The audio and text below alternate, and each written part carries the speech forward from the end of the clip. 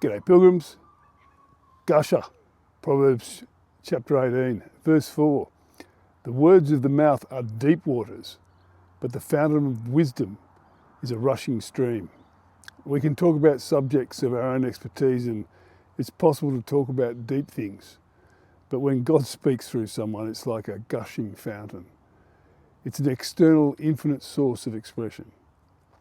Verse 9, he who is slack in his work is a brother to him who destroys.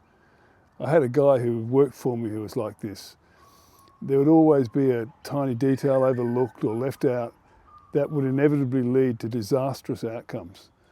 I had to be honest to admit that I too had previously been pretty carefree in areas when I was younger. And in a way, he was inflicting on me the pain I'd possibly caused on others. It was a reminder for me to not be slack at work. Verse 18, flipping a coin can end arguments. It settles disputes between powerful opponents.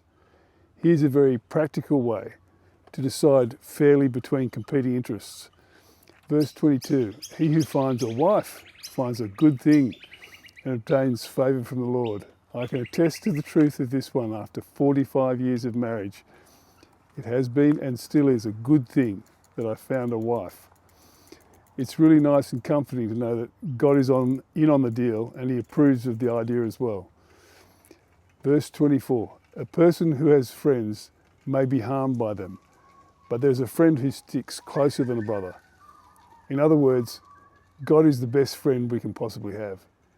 People can implode, but God stays constantly close. Remember, a chapter a day keeps the meaningless away. Love you guys.